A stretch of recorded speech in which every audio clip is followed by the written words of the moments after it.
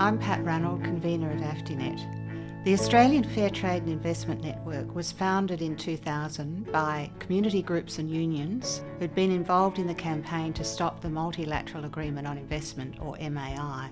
This was a trade and investment agreement which was secretly negotiated by the 30 richest industrialised countries. It would have given additional rights to global corporations, and it would have made it more difficult for governments to have local industry policies and to regulate in the public interest. This was the first international trade agreement which was defeated by a community campaign. The victory over the MAI helped to inspire protests outside the World Trade Organization meeting in Seattle in December 1999. Opposition from developing countries inside the meeting prevented similar agreements from being negotiated in the much larger forum of 164 countries in the WTO. Resistance from developing countries, unions and community groups meant industrialised countries could not get their way in the WTO, and they've increasingly moved to bilateral and regional agreements. AFTINET was formed by 30 organisations because we recognised that secret deals to expand corporate rights at the expense of workers, communities and the planet were likely to be ongoing and could only be prevented by exposing them to public scrutiny, debate and protest. We now have 60 organisational members and many more individual members and supporters. AFTINET is not against trade. We have a positive vision for a fair and transparent global trading system that includes all countries and that is consistent with human rights, labour rights and environmental sustainability. In 2002 to 2005, we exposed and campaigned against proposals in the WTO trade in services negotiations that would have threatened public provision and essential regulation of health, education and water services. In 2003 to 2004, we campaigned against proposals in the Australian-US Free Trade Agreement that would have meant higher medicine prices, reduced Australian content in film, TV and other media, and would have prevented regulation of genetically modified food. We defeated proposals for special legal rights for US corporations to bypass national courts and sue our government over public interest laws in unfair international tribunals, known as Investor-State Dispute Settlement, or ISDS. When we started negotiating around the Australia-US Free Trade Agreement, there was a real reluctance on the part of the Howard government to enter into any sort of dialogue at all. They hadn't really dealt with a free trade agreement before, and our union in fact hadn't dealt with too many aside from the New Zealand one about 10 years earlier. When we started to understand what was the content, or what was in the content of the Australia-US Free Trade Agreement, we realised that there was a real danger for Australian manufacturing, but even worse for Australia's social fabric. What really was involved was a ceding of our sovereignty. There were a whole lot of nasties like Investor-State Dispute Settlement, which we now know it's so negative that it really fires a real shot across the bows of Australian industry and Australian sovereignty. But it also was going to be attacking our pharmaceutical benefits scheme, and it was also going to attack our sovereignty as a nation. In terms of our access in Australia to US markets, it wasn't going to happen. And for us, that process was really flawed. And in fact, one of the things which we did was campaign throughout the community and for instance through the ALP. And I was very proud of the fact that our Australian Labor Party state conferences basically opposed the US Free Trade Agreement. And in fact, it was the only time that Premier Peter Beattie ever lost a vote on the floor of state conference here in Queensland.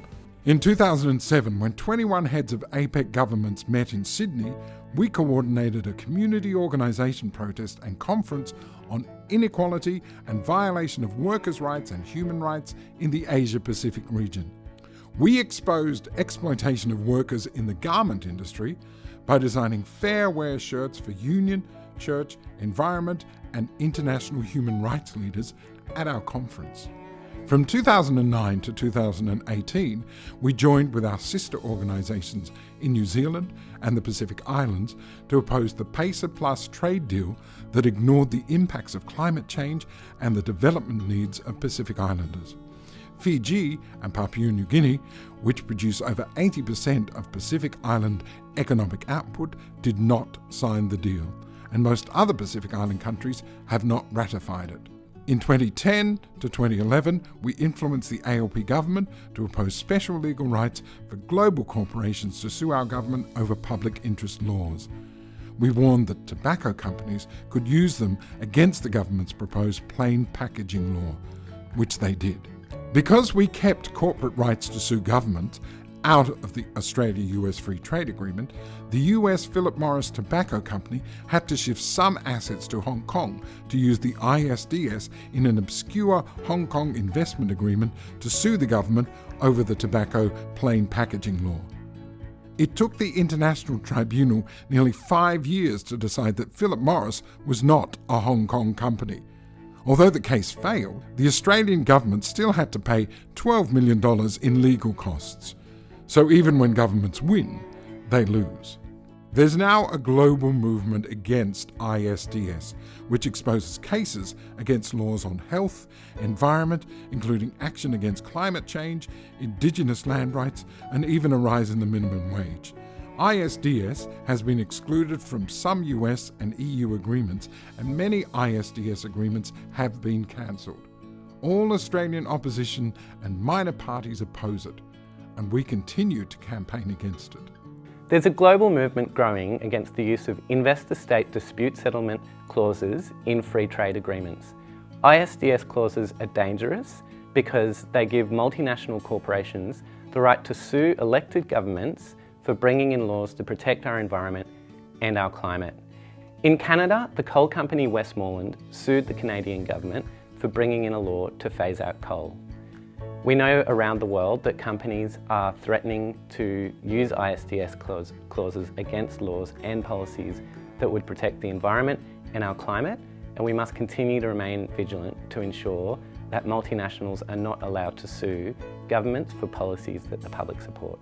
From 2013 to 2015, AFTINET fought to keep ISDS and increased numbers of vulnerable temporary workers out of trade deals the Liberal National Government made with Japan, South Korea and China.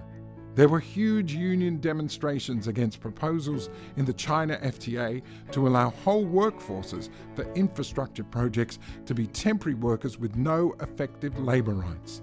That particular provision has not been used, but numbers of temporary workers vulnerable to exploitation have grown. None of these agreements have enforceable commitments to workers' rights or environmental standards. The ETU had some real concerns about SHAFTA. We could see quite clearly, and after the analysis that AFTINET had done, it could lead clear exploitation of these workers. And to bring people in from overseas on a temporary basis, they had issues with job security and their safety. We're also concerned deeply that there was no labour market testing built into the free trade agreements, which meant that Australian workers that had the skills, qualifications and experience might not necessarily get the work, that workers from overseas could be come in. And a main concern for us was about obviously occupational licensing, where electrical workers would be asked to do electrical work in this country without even having their skills assessed. And that's a danger to themselves as workers, and it's a danger to the public. From 2010 to 2018, we worked with sister organisations in 11 other countries against proposals in the Trans-Pacific Partnership for corporate rights to sue governments, longer monopolies on medicines, which would have meant higher medicine prices, deregulation of essential services, e-commerce rules that favour big tech companies, and increased numbers of temporary workers.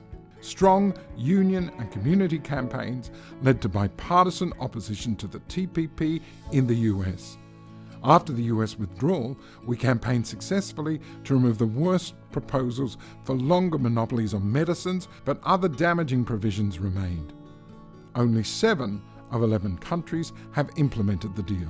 The New South Wales Nurses and Midwives Association has campaigned hard for the last 6 years around the more nasty aspects of the Trans-Pacific Partnership trade deal. The reason we were campaigning hard against this was because included in it were a number of things like corporations being allowed to sue governments, medicine companies wanted to keep their patents for a lot longer, which would have meant the availability of cheaper medicines was going to be difficult for those less able to afford the high prices. We're now, though, campaigning really hard around the newest deal, which will include China, called the Regional Comprehensive Economic Partnership, RCEP. That's the easiest way to remember it.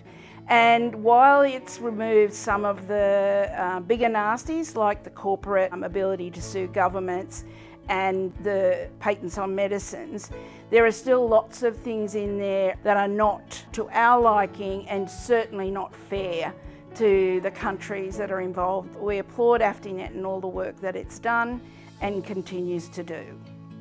Now we're campaigning against damaging proposals in the Regional Comprehensive Economic Partnership, RCEP, which leaked documents revealed were similar to those in the TPP. But strong Indian community campaigns forced India's withdrawal from the deal. And there's also resistance in some ASEAN developing countries. There are reports that some of the worst proposals, like longer monopolies on medicine and corporate rights to sue governments, have been removed. But we won't know for sure until the text is released. ActionAid is concerned about the impact of global trade agreements on women. RCEP could drive a race to the bottom in terms of environmental standards and labour rights.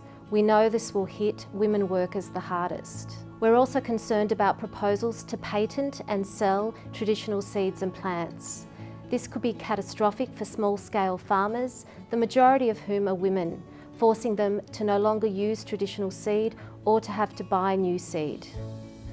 Around the country, ActionAid is mobilising its supporters through rallies, through training, through education and through lobbying local MPs. We will continue to fight against the harmful impacts of RCEP. Before AFTINET began, there was no consultation about trade agreements with unions or community groups, only with business. Now, there are some consultation, but details are still secret. We don't see the text until after it's signed, and there's no independent evaluation of the economic or social impacts of agreements before signing. Parliament only votes on the implementing legislation, not the whole agreement. A Senate inquiry report that recommended changes was aptly called blind agreement. Both the EU and the WTO have more open processes.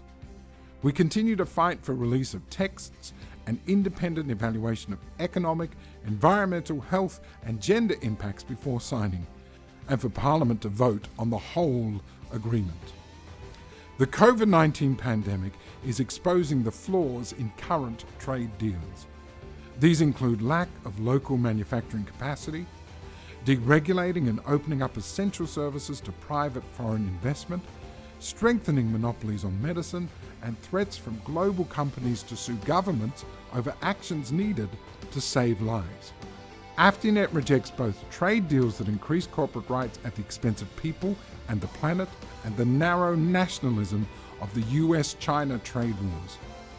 We continue to fight for a fair and transparent global trading system that includes all countries and that is consistent with human rights, labour rights, and environmental sustainability.